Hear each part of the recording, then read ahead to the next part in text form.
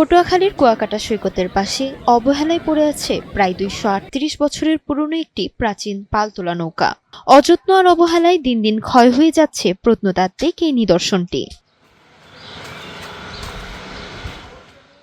২০১৩ সালে প্রত্নতত্ত্ব অধিদপ্তর ও বাংলাদেশ সেনাবাহিনীর সহায়তায় নৌকাটি উদ্ধার করে কুয়াকাটা শ্রীমঙ্গল বৌদ্ধবিহার সংলগ্ন বেড়িবাঁধের পাশে স্থাপন করা হয়। তবে দীর্ঘ ১২ বছরেও নেওয়া হয়নি কোনো কার্যকর সংরক্ষণের উদ্যোগ।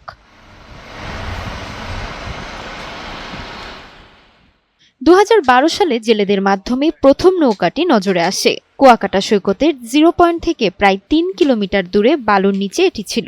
২০১৩ সালের ২৭ ফেব্রুয়ারি এটি উদ্ধার করে বর্তমান স্থানে প্রতিস্থাপন করা হয়। এই বর্তমান জেনারেশনে এরকম একটা নৌকা পাওয়া খুব মুশকিল। এরকম নৌকা দেখাই যায় না।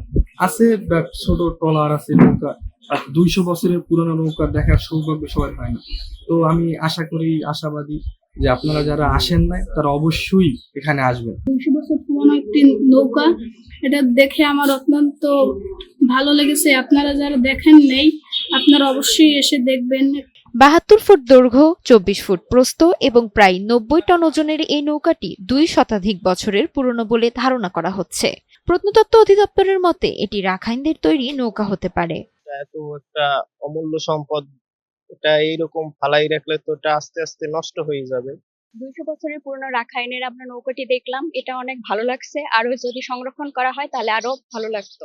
এই ঐতিহ্যটাকে ধরে রাখার জন্য আমরা মনে করি যে এটাকে সুন্দরভাবে সরকারি পদক্ষেপ নিয়ে এটাকে রক্ষণাবেক্ষণ করা একান্তভাবে প্রয়োজন। তো সরকারিভাবে রক্ষণাবেক্ষণ অনেক বছর ধরে নিলেও এটা সুন্দরভাবে রক্ষণাবেক্ষণ হচ্ছে না। রাখাইন সম্প্রদায় এই পালতোলা নৌকা নিয়ে বাংলাদেশে এসেছিল, আমাদের এই ঐতিহ্যের অংশ।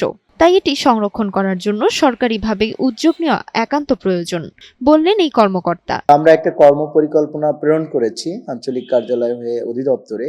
তো পরবর্তী পদক্ষেপ কি এখনো জানতে পারিনি, তবে আশা রাখি আমরা খুব ভবিষ্যতে ওখানে একটা বড় ধরনের মিউজিয়াম করার পরিকল্পনা কর্তৃপক্ষের রয়েছে। কুয়াকাটার উপকূলীয় অঞ্চলের প্রাচীন নিদর্শনগুলো সংরক্ষণ করলে পর্যটকদের সংখ্যা বৃদ্ধি পাবে এবং দীর্ঘমেয়াদী অর্থনৈতিক সমৃদ্ধির পথ খুলবে, এমনটাই মনে করছেন সংশ্লিষ্টজনরা।